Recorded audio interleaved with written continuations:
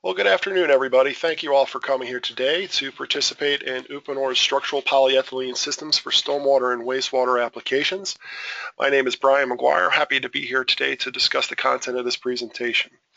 A few orders of housekeeping before we get started is this is a live webinar, and as such, from time to time, we can have technical issues or difficulties with the presentation itself and become disconnected. If that happens, please be patient, stay on the line. We'll make every effort to reconnect and start the show again. We will terminate the presentation at 1 p.m. on the dot. The content of this presentation is sort of a new content for us. We tried to give you an overview of some different structural polyethylene systems and their applications, as well as a general overview of thermoplastic welding, pipe vessel design, candy analysis, buoyancy countermeasure, and backfill considerations condensed in a 1-hour format to give you a snapshot and overview of those particular design considerations. However, we will at future times be doing in-depth 1-hour technical presentations to cover each one of those items in more depth, and we'll offer those in the future. I encourage you all to participate there. Due to the short time frame and pretty extensive content of this presentation, we've decided to not interact with the audience and take questions during the presentation to ensure we stay on time. This will allow us to hit the 1 o'clock time frame and ensure that we all can get back to work and do what we need to do. 1 second. With that being said, I'm going to start my timer. And we'll begin. Last order of business is we have 1-hour PDH or continuing education credits available that we'll be emailing to all attendees following the presentation, along with handouts covering the content of this presentation. A little bit of introductions here today. We have Mark Lister on the line as a panelist. Mark is our regional sales manager for the Michigan, Ohio, Indiana territories. Mark is responsible for essentially all aspects of the project execution from the beginning to the end. He works with engineers and clients to develop specifications, standards, and details, works through the bid process and with contractors to support manufacture, installation, and delivery of the system. So he is your primary point of contact for the Michigan, Ohio, Indiana area, and we're happy to have Mark online to support us during this presentation. We also have 2 critical members of our engineering staff on board, particularly Jerry Groen is our chief engineer, and Jerry is responsible for overseeing all Uponor design work in North America. He also oversees all of our manufacturing, R&D, quality control efforts as well. And also Dan Pavlovic. Dan is our lead technical service engineer with Uponor. He facilitates and executes hands-on design, structural engineering calculations, 3D CAD modeling, and development of specifications in our effort to support the engineering design community. My name is Brian McGuire. I'm the manager of Uponor's Engineered Systems portfolio across North America. I'm a licensed professional engineer, water resource civil engineer specifically with a BS in civil engineering from the University of Maryland. My background is I spent about 12 years on the civil project engineering side of the business and then about 10 years on the manufacturing or prefabricated engineered system side of the business. So I've been able to see both the engineering design, technical aspects, and the manufacturing installation side of the business. And it gives me a unique perspective to these types of systems. A little bit about our agenda today. We're going to do an introduction to Uponor and what Weholite is. We'll also give you a brief introduction to our engineered systems or the types of systems you could expect to see manufactured out of Weholite or Wehopanel or Weholite modular. We'll talk briefly about thermoplastic welding for those not familiar with thermoplastic welding to give you a general understanding of the nuances of thermoplastic welding and also some of the quality control and specification standards related to that. We'll talk about pipe and vessel design briefly and the associated ASTM and PPI standards associated with horizontal and vessel and pipe design. We'll discuss material testing, both destructive and non-destructive testing, and the importance of testing as it relates to both thermoplastic welding and structural design. And then we'll cover a little bit of finite element modeling and why finite element modeling is important for systems that exceed pipe and vessel standard design practices and how we would use and apply those methods. Most of our structures are buried applications, and from time to time, buoyancy countermeasures are critical concerns for our systems. So we'll cover some of the design considerations and the basics regarding buoyancy countermeasure. And then as a buried structure, backfill and installation is critical. Most buried structures are soil structure interaction systems that react and interact with the backfill around them. And therefore, we want to ensure that we adhere to ASTM D2321 backfill standards for not only material, but compaction and means and methods of installation. And last, with whatever time we have available, we will go ahead and cover a few project examples at the end. A little bit about Uponor. We were formerly KWH Pipe since 1951. We were renamed or rebranded Uponor Infra, or Infra is for infrastructure, in 2013 by way of a corporate acquisition or merger. We're a manufacturer of polyethylene pipe and fabricated systems, specifically Sclairpipe, Wehogas, and Weholite. Sclairpipe is our brand name for high-density solid wall polyethylene pipe, and Weholite is the most appropriate material to be used for engineered systems, as you'll see in this presentation. The Weholite product has been available since the late 1980s. We are an ISO 9001-2008 certified company, and we're on track to get our 2015 certification, which just came into play at the end of 2015. We are NSF third-party certified to test all of our systems, solid wall, Wehogas, Weholite, to ASTM standards that are applicable to those products. And that's an important thing to note. And we also have 2 manufacturing plants in North America.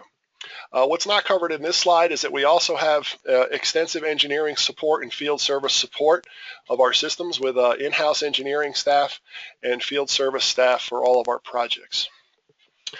Weholite and Wehopanel, for those that are not familiar with the material, Weholite is a 100% polyethylene rectangular cross-section, as you can see there on the photo on the right.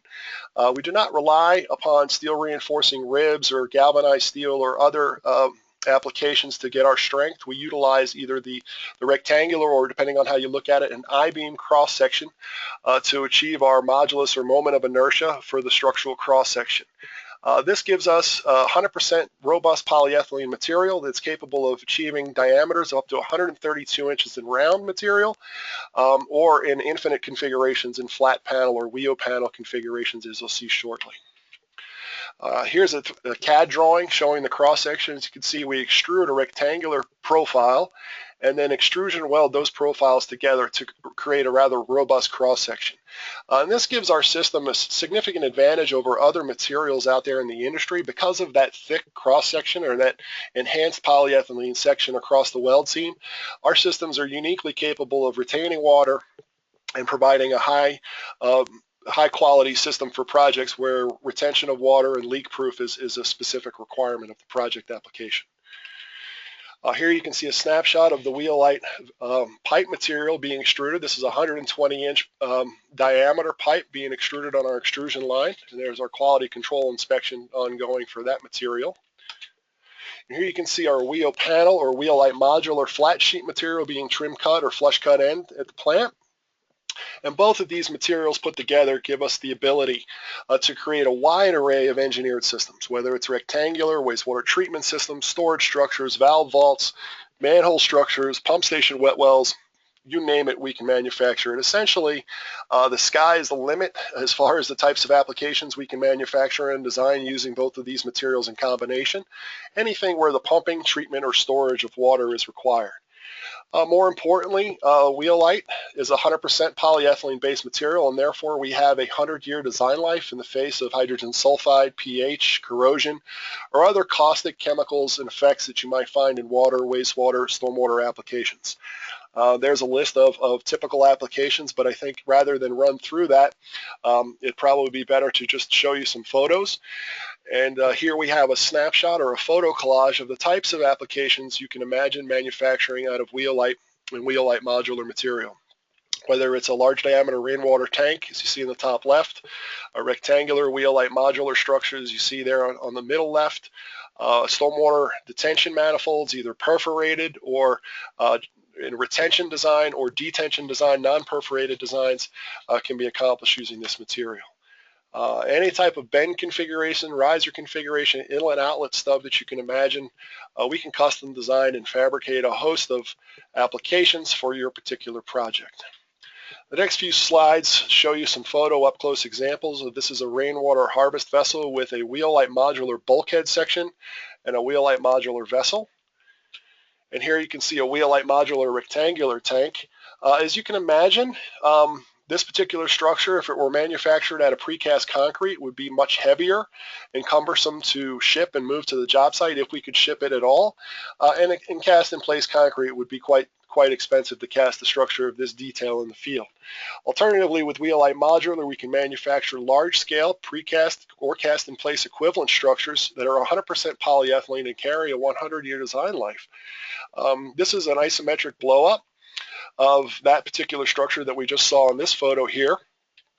And as you can see, there's quite a bit of detail inside. We have internal baffle walls and components that increase particle settling via Stokes' law inside the structure. We have inlet and outlet ports with stainless steel backer rings and a number of different compartments and components incorporated into the structure, all manufactured from Weholite panel or Weholite modular material. So this material, because of its versatility, gives us the ability to fabricate large diameter rectangular structures and improves our fabrication capability for our circular vessels as well. This is a snapshot of a large 120-inch diameter manifold structure. Now, large diameter manifold structures are commonplace in stormwater or CSO applications. However, this photo kind of demonstrates the versatility of the material and also the fabrication details that we can incorporate for a specific project. On this application, the owner wanted to channelize the low flow invert for a CSO application.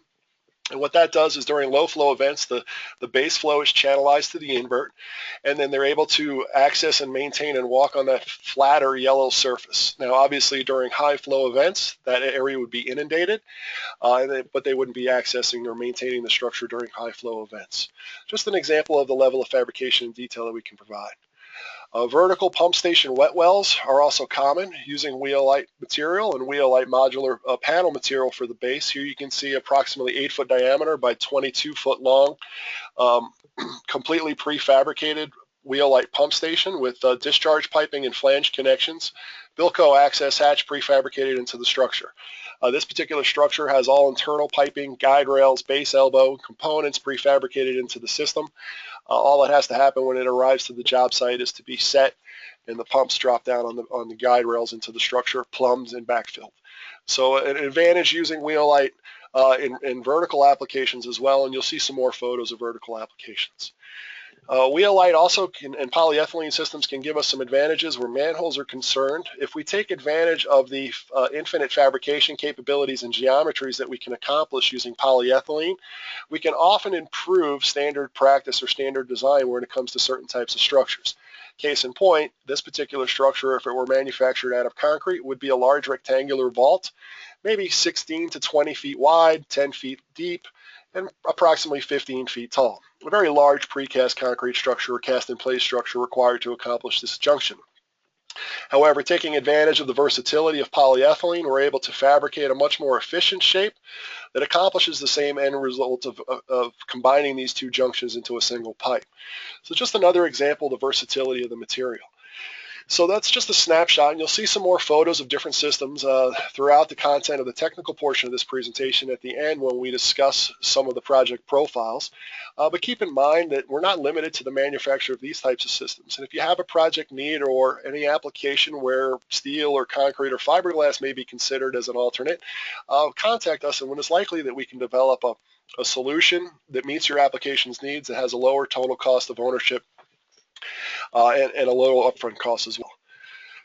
So to really understand how we take Weholite and Weholite modular or Wehopanel and combine the two to provide an infinite array of solutions for our clients, we need to have some understanding of thermoplastic welding and fabrication. And what follows is a brief description of thermoplastic welding for folks that may or may not be familiar with the concept. There are a number of welded polyethylene or thermoplastic materials that can be welded. Polypropylene, polyethylene, polyvinyl chloride, and other materials can be welded using conventional thermoplastic welding capabilities.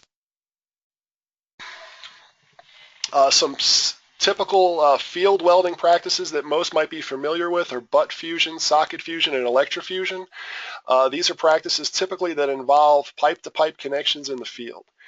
Butt fusion is basically we have a heating plate that heats two pieces of polyethylene together, and they're pressed together under pressure and allowed to cool under a desired time to create a uniform molecular bond between the two materials. Socket fusion is typically used for smaller diameter pipes and usually allows for more surface contact of the socket fusion heating element with the pipe ends to allow a more rapid heating time and a more rapid butt fusing time. Electrofusion utilizes resistive wire inside a polyethylene coil, and that coil heats up the electrofusion coupler that also heats the pipes that it's connected to, thereby heating the coupler and the two pipe materials, creating a uniform bond between them. And lastly, we have sidewall fusion or saddle fusion. This is when you have transverse or perpendicular penetrations into pipe, and where simple butt end or fusion, socket fusion welding will not suffice for that application. But for our applications in thermoplastic welding or custom engineered systems using Weholite and Weholite modular, we're really focused on hot gas fusion and extrusion welding practices. Hot gas fusion and extrusion welding should not be confused with techniques such as gluing, brazing, or soldering, which do not melt the base material.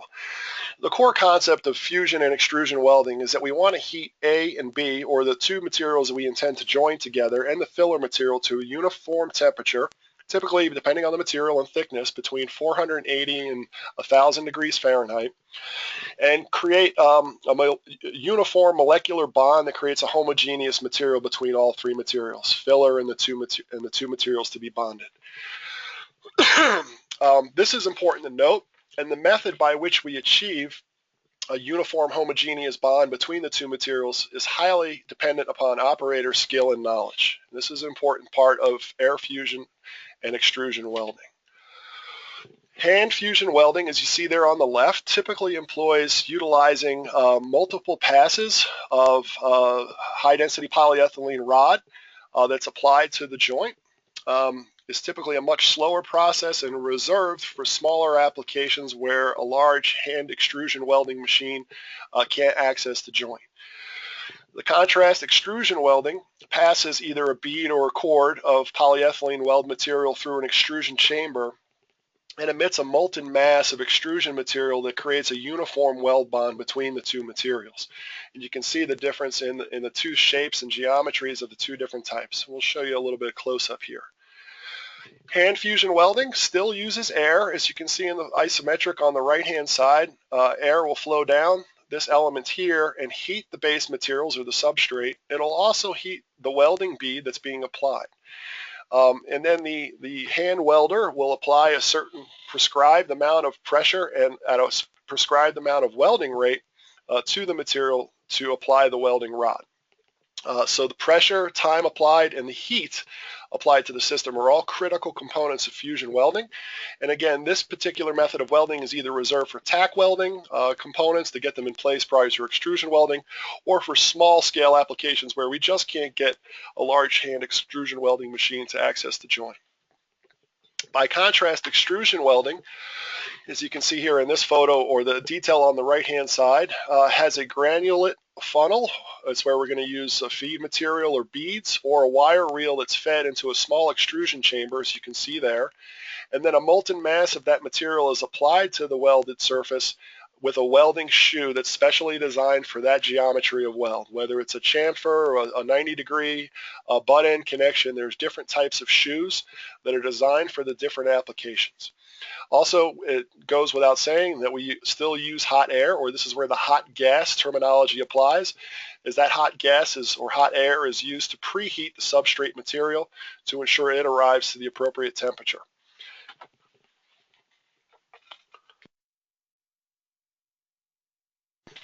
Here we see a photo of a technician applying an extrusion weld to the bottom of what looks like either a vertical wet well or pump station base. As you can see, the equipment's rather large, and sometimes these hand extrusion machines can achieve 20, 30 pounds in weight, and operator fatigue comes into play when using such large equipment, and when we have such detailed and intricate welding requirements, we have to be concerned with operator fatigue as well, and that comes into play in a quality control program for any fabrication facility.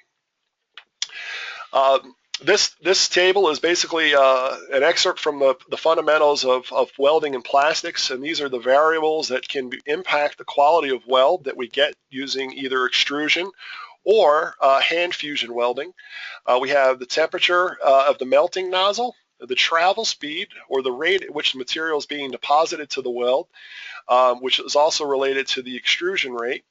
The amount of force applied to the filler, or the amount of force applied to the surface or substrate, the composition, diameter, and geometry of the rod or pellets, the design of and size of the welding nozzle. So all of these are very operator specific, and we want to be sure that we follow some very specific protocols, and we have extensive operator training, which we'll discuss in a second. Also, there are a number of different weld geometries that can be used to join thermoplastics.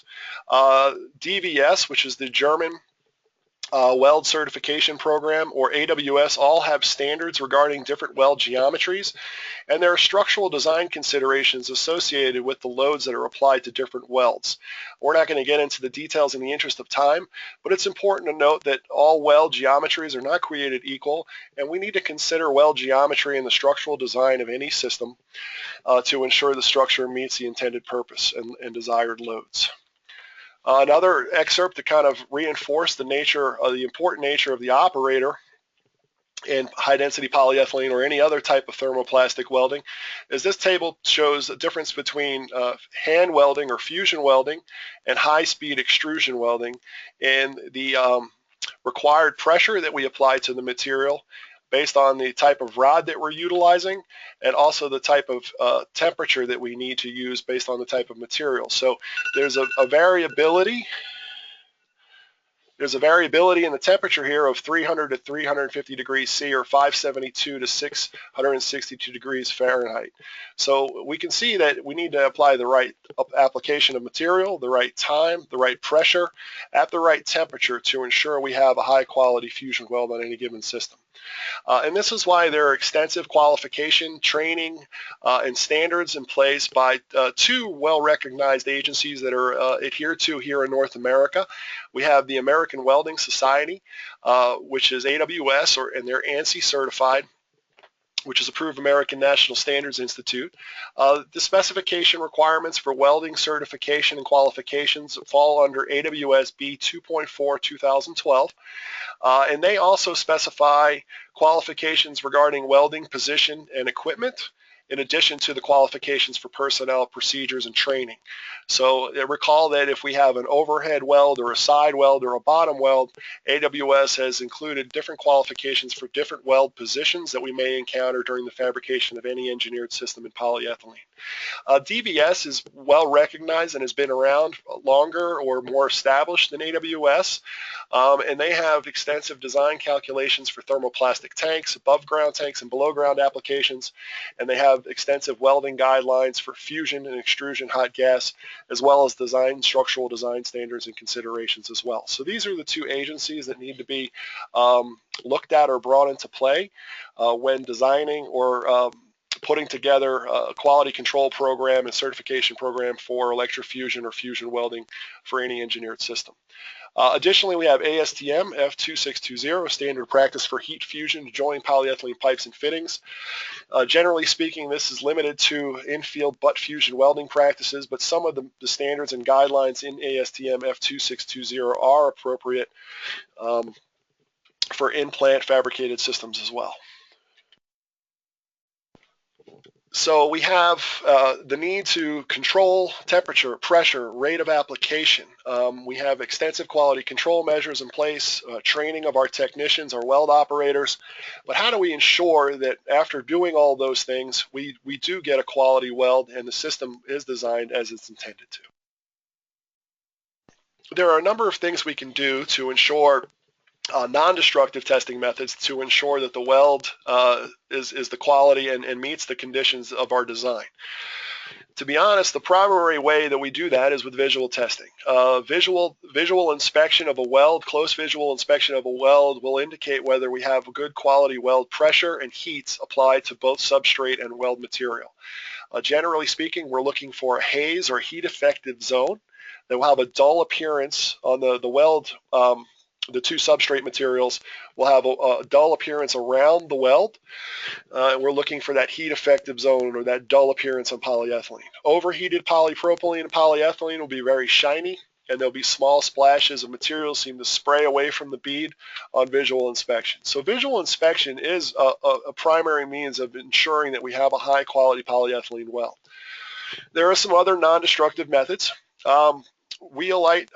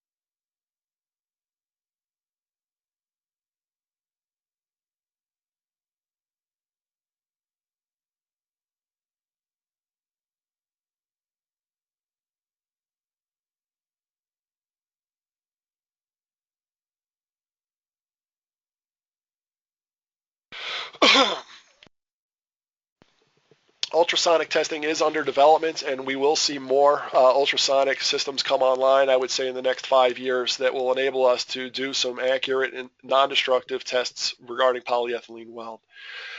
Additionally, probably the most commonplace way to ensure that we have good quality welds, unfortunately, occurs after the system's been delivered and backfilled, and that is leak testing. ASTM 2487 defines standard practice for infiltration and exfiltration acceptance testing. That's where we deliver the system to the job site, we backfill it, and then fill it with water and monitor the drawdown over a 24-hour period of time. The reason we prefer to backfill the system prior to filling it with water is that most of our structures are soil structure interaction systems and require that support of the backfill before they're filled with water. So most systems would need to be backfilled prior to determining whether or not it can hold water. 15 US gallons per inch of pipe per mile per day sounds like a lot of water in a leak test, but when you do the math on that, it's really not much water at all. And that's typically the requirement we encounter.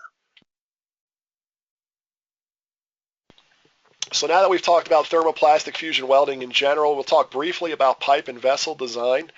Specifically, most of our systems, or many of our systems, are horizontal vessels, and we can rely upon standard pipe design per PPI and ASTM standards to calculate the structural integrity of those systems. But the pipe design all is centered around one fundamental thing, which is full-scale deflection testing. So before we can validate our pipe design methodology, we have to conduct full-scale deflection testing. And Uponor is one of the few manufacturers in North America that has conducted full-scale deflection testing on all the materials it offers, on Sclairpipe and Weholite material all the way up to 132-inch material. And we have NSF third-party validation of that testing in our facility. So that deflection testing is used to set up and analyze our pipe design per PPI, which is the Plastic Pipe Institute, and in accordance with ASTM standards for the particular materials. Primarily when we're talking about pipe design, we're talking about solid wall pipe, which relies upon ASTM D412 as its design methodology and testing standard for pipe stiffness. ASTM F894 is used for profile wall or large diameter profile wall pipe, and it uses a ring stiffness constant, or RSC as we refer to it. The pipe stiffness, or PS, for solid wall pipe is based on the force load measured at a prescribed deflection position of a plate moving at a prescribed speed on a sample of prescribed length.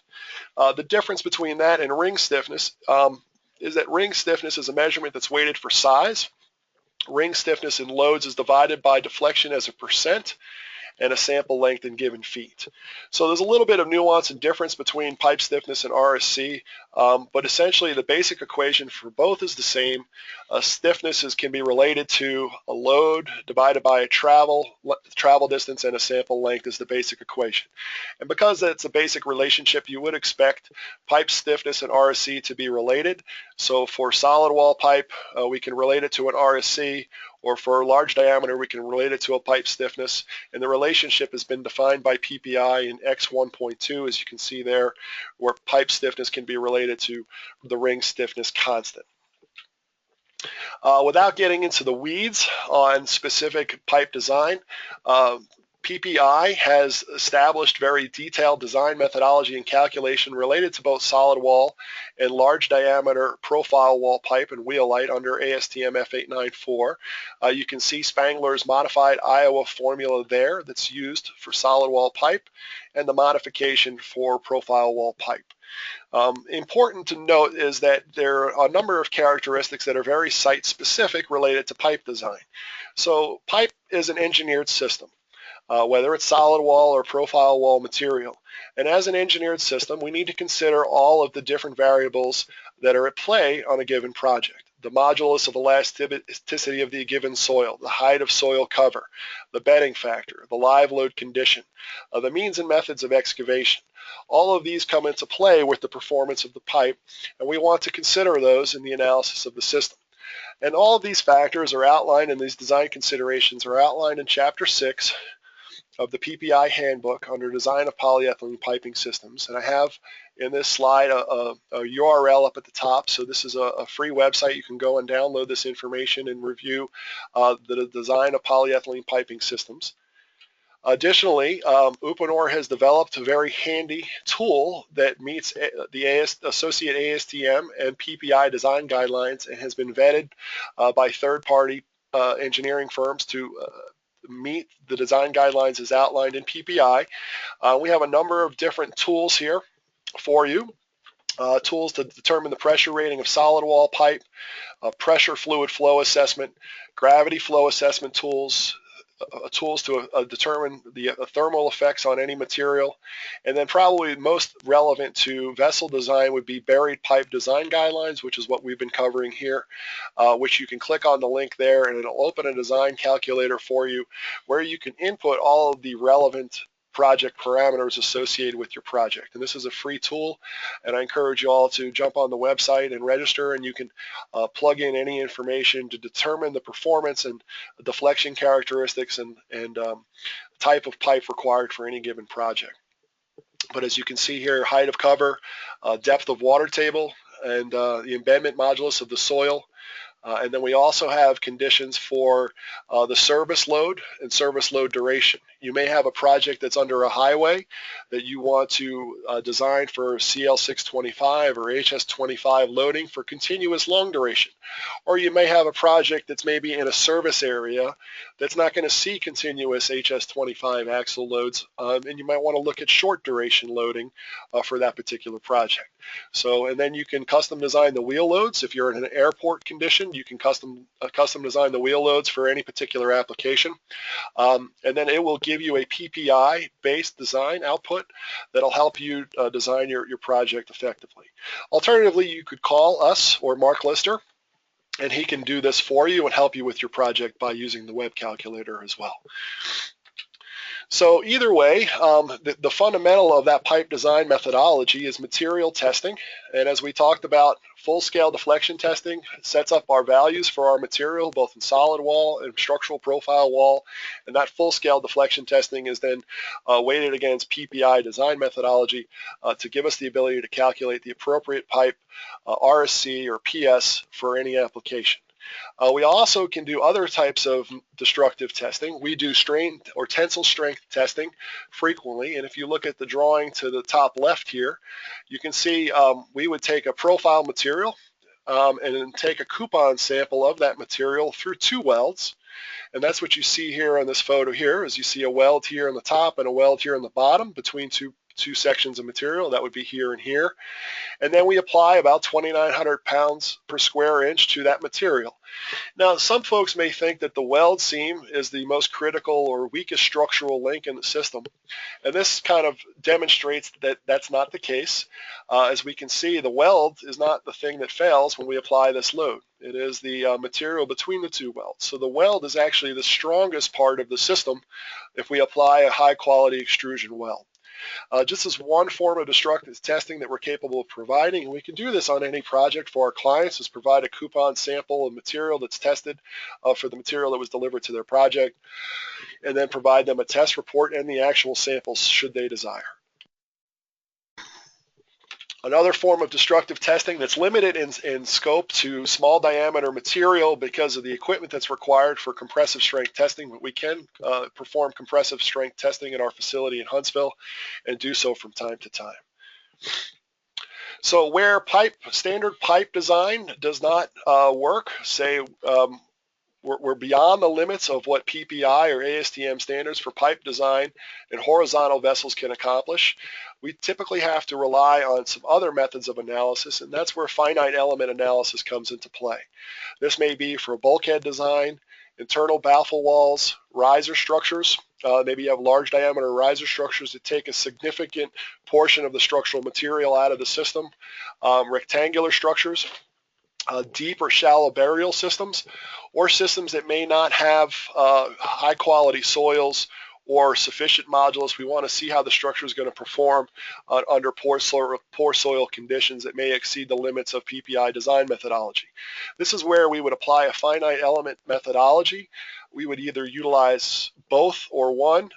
CANDY is a 2D planar. It stands for Culvert Analysis and Design. It's a 2D planar modeling technique that we'll show you a photo of. But its focus is determining how a soil behaves in a buried condition. A structure behaves in a buried soil condition.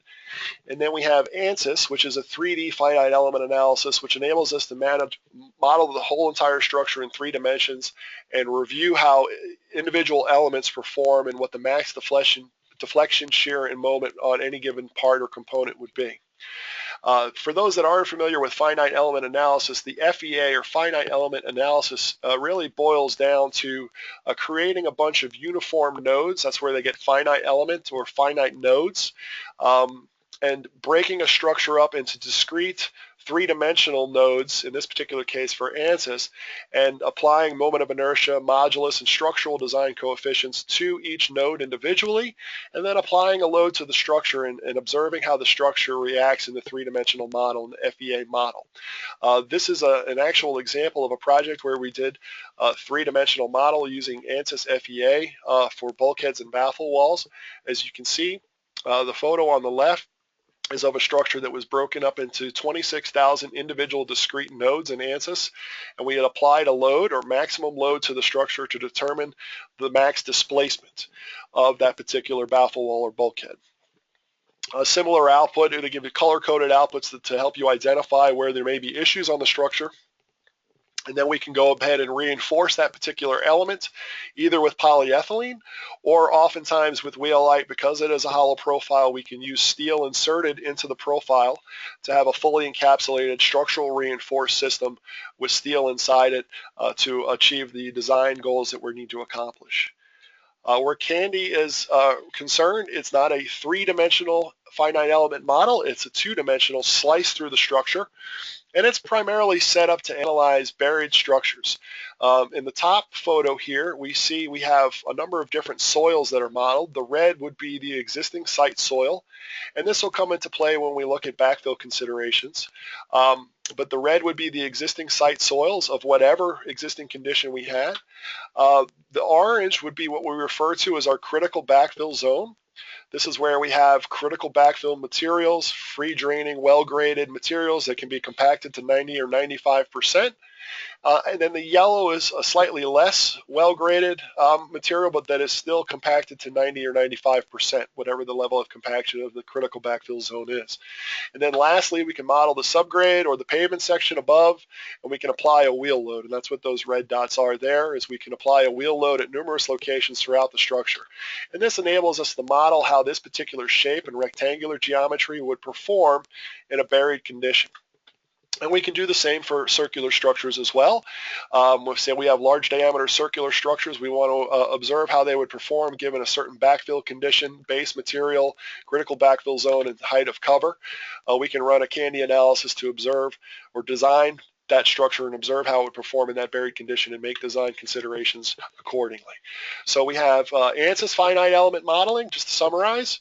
Which is a three-dimensional approach that uses the same finite node element design concept to model different structural elements in a system, and CANDI finite element analysis that's used when the design will not fall within PPI horizontal vessel design guidelines. We can rely on those two models to effectively build an efficient engineered system.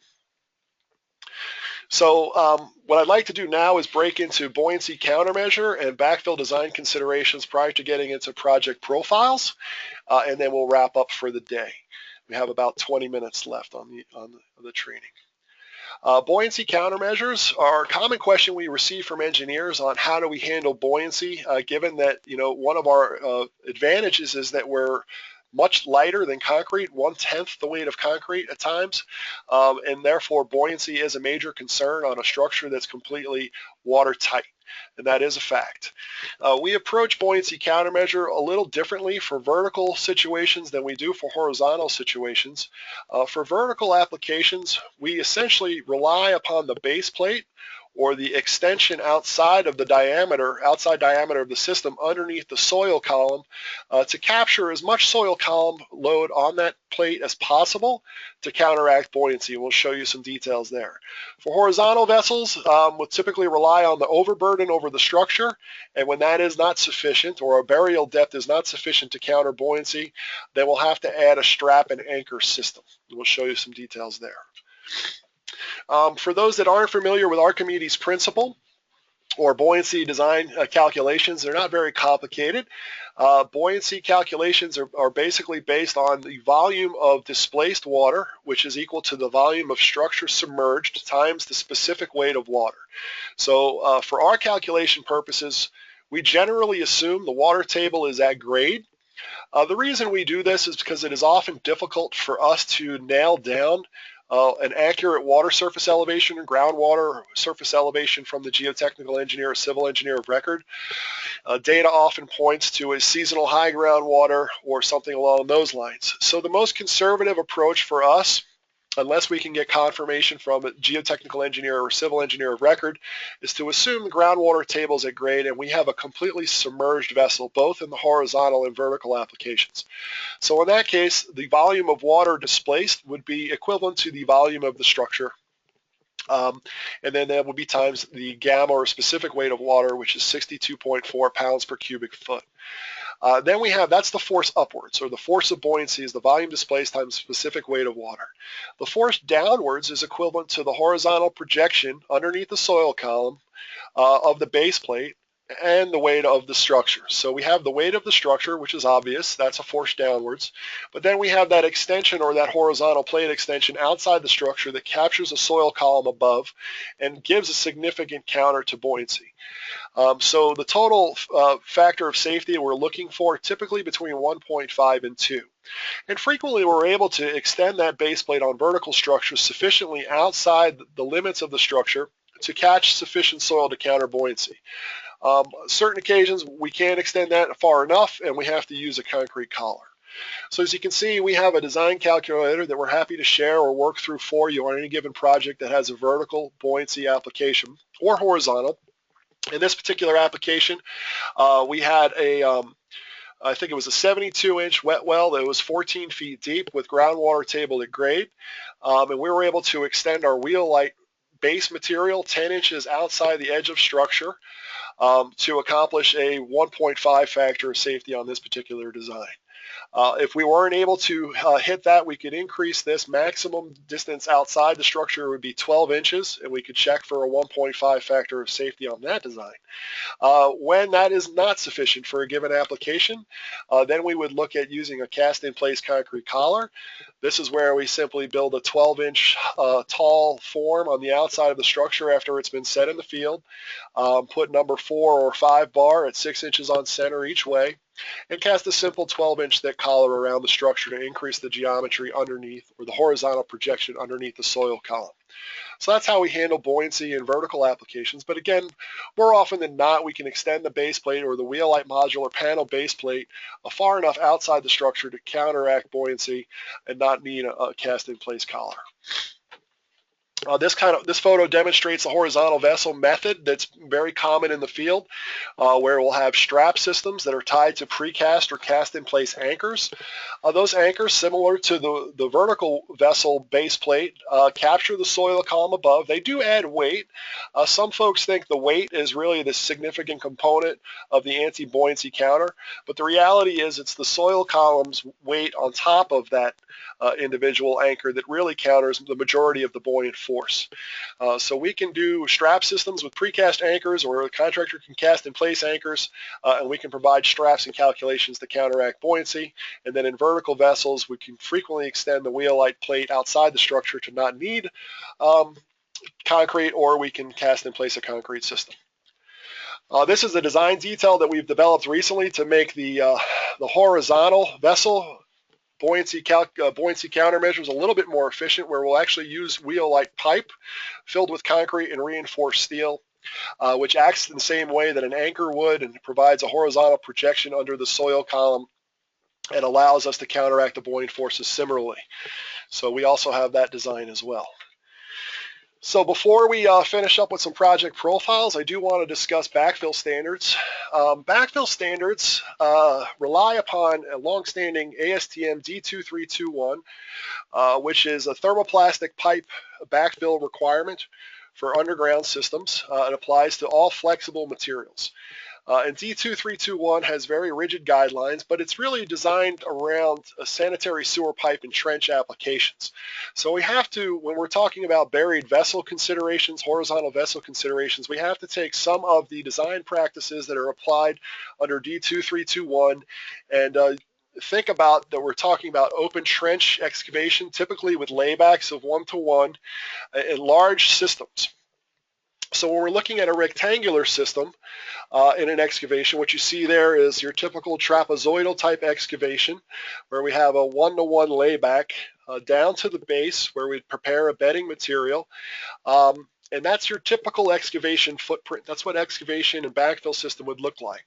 And if we then apply ASTM D2321 to this particular application, we see we have what's referred to as a critical backfill zone A.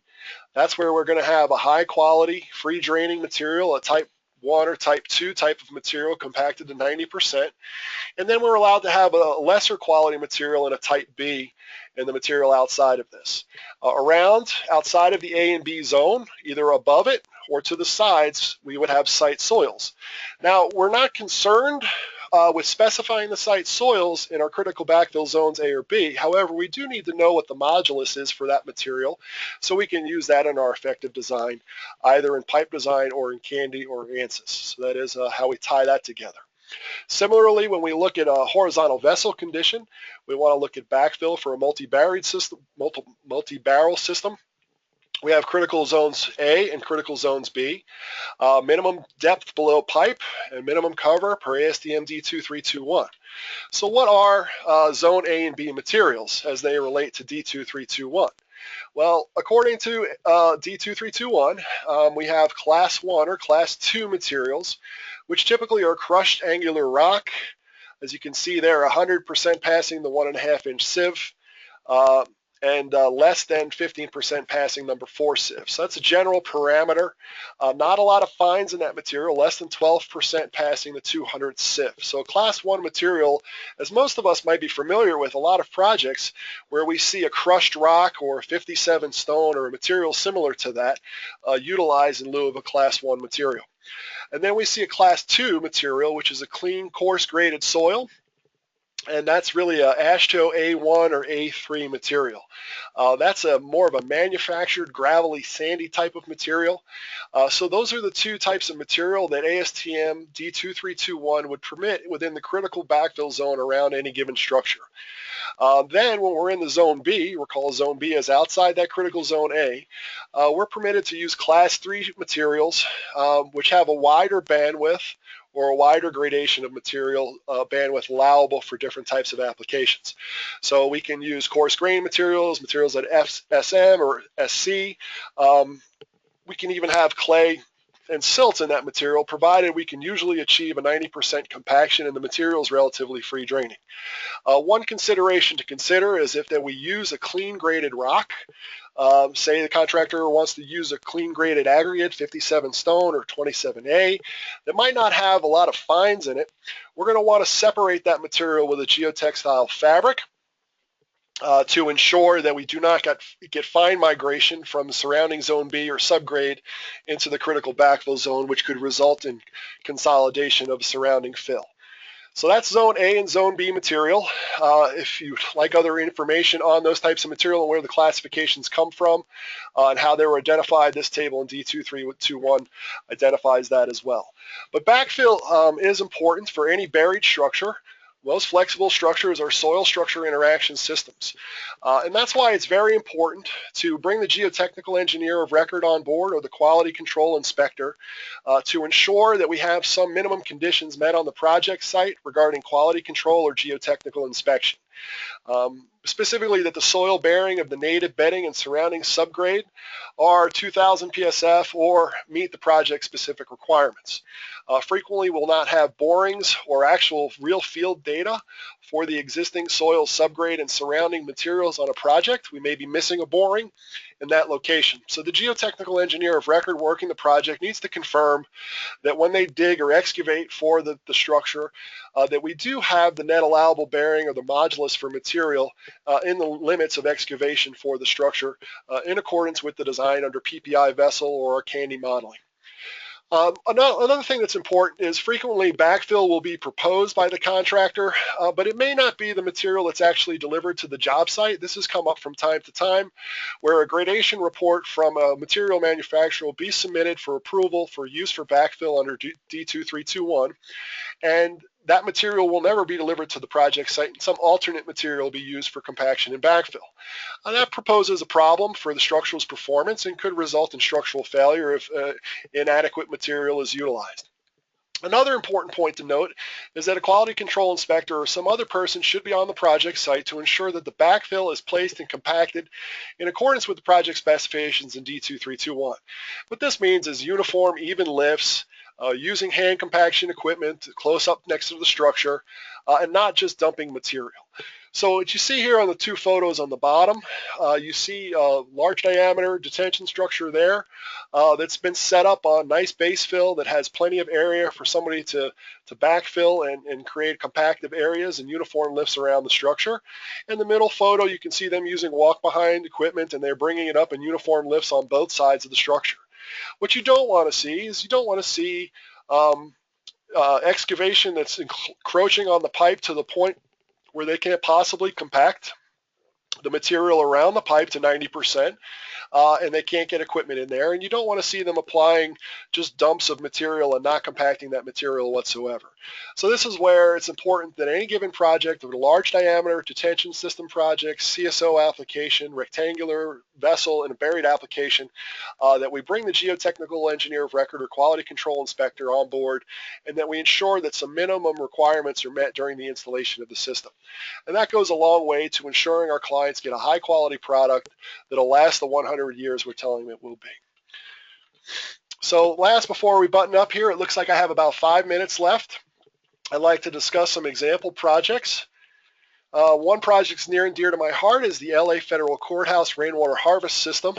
This was a very large scale, 106,000 gallon, 150 foot long, 11 foot diameter rainwater storage cistern right up next to a brand new building in downtown Los Angeles. It also included a 19-foot deep vertical pump station at the end of it, which we'll talk a little bit about. It did have a post-filtration skid system that included 100 micron filtration, makeup water, backflow preventer, and VFD variable frequency drive, as well as a human machine interface control panel and programmable logic control system. We'll talk a little bit about this project. The one critical element of this project was that there was extremely limited room to install the structure, or for the footprint of the structure. As you can see there, the existing building foundation is extremely close to the structure, and the existing road is just on the other side of this Volvo excavator, as you see there. And so when we look at buried structure design, one important point to note is that we want to take a look at where the foundation bearing is and the zone of influence related to the structure. So where that bearing zone of influence is typically a 1-to-1 angle of repose underneath the footing that can apply a differential load to the vessel. So with that angle of repose, we had a limited footprint to keep the structure outside of the zone of influence of the structure's footing and outside the right-of-way for the existing roadway. The fact that we have the ability to go to 11-foot diameter, one of the few manufacturers in North America that can manufacture 11-foot diameter cisterns, we were able to significantly reduce the footprint and achieve the 106,000 gallons of storage in an extremely small footprint. Here's a snapshot of the structure as a configuration of 3D isometric. The 150-foot long structure was shipped in 4 sections, 1, 2, 3, and 4, and we were field welded in the field using extrusion welding in the field, inside diameter weld. We also included a vertical pump station, as you can see here.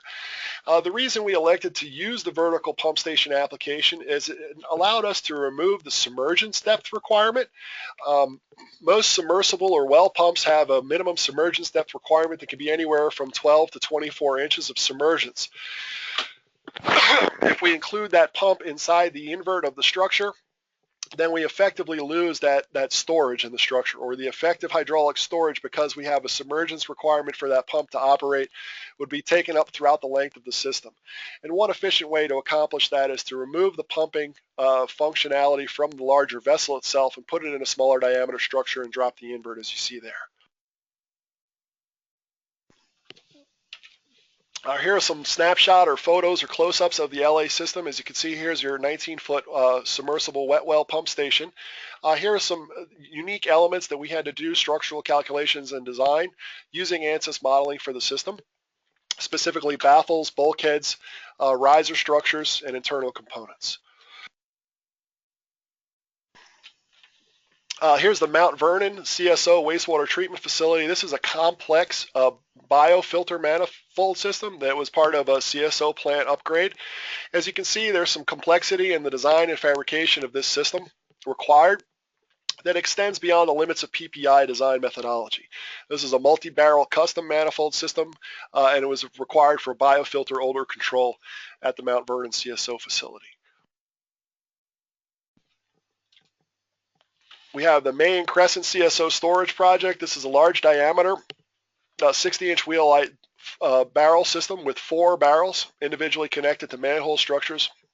This is an offline CSO application that utilizes a pump station inherent within it to control stormwater flows as they enter into the combined sewer system so they can keep from inundating the plant. And for those that aren't familiar with CSO applications, it's becoming a larger and larger focus here in North America to provide offline or inline CSO storage using large diameter systems. Another CSO application is a much larger diameter. This is a 120-inch system with 250 linear feet of barrel and field welded joints for the city of Saskatoon. Unique to observe that we utilized a different bulkhead configuration here. This was prior to our development of the Weholite panel or Weholite modular application. We actually utilized stock Weholite material in a cut fashion with a complex fabricated end. But now, because of the development of Weholite modular and Wehopanel, we no longer utilize that bulkhead detail. Denver Airport had a project that had hydrogen sulfide and glycol deterioration of 16 concrete manholes on their project, and they opted to replace them with polyethylene systems. It was 16 structures, 72-inch diameter, up to 35 foot in depth. Every structure, even the tallest of them, was delivered to the project completely prefabricated, dropped into place, and set with no issues whatsoever. And to this day, they're still functional and have shown no signs of deterioration. Stormwater detention is a common for us. There again is our end section that we no longer employ. This was an extremely large single barrel, 350,000 gallon stormwater storage system of a 120-inch Weholite system that needed to be 100% watertight. Was in Unionville, Ontario. Another example of our capability to custom design a system to meet any particular application. And last, before we log off, and we thank you all for your time, as we have the Barrow Gurney Water Treatment Project. This was actually done by our partner or sister company in the UK. Asset International really has led the way internationally regarding their fabrication capabilities. If you go to their Facebook page, you'll see some amazing structures that they've manufactured using Weholite and Wehopanel material. This particular project was an above-ground UV system for a water treatment facility in the Bristol area of UK, and then they used a 72-inch Weholite in a freestanding vessel system where they used Wehopanel as the base or foundation to brace the structure such that when the vessel fills with water, it doesn't become distorted. To facilitate this design, they had to perform extensive ANSYS finite element modeling and design for the structure because something like this has never been built. And frankly, this particular application really demonstrates the versatility and flexibility of the Weholite and Weholite modular material to provide a host of applications for any particular project need. And with that, I thank you all for your time.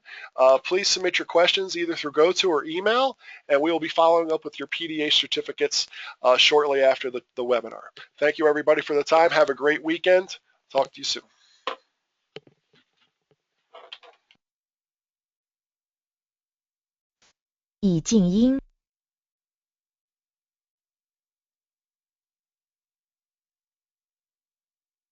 Muted.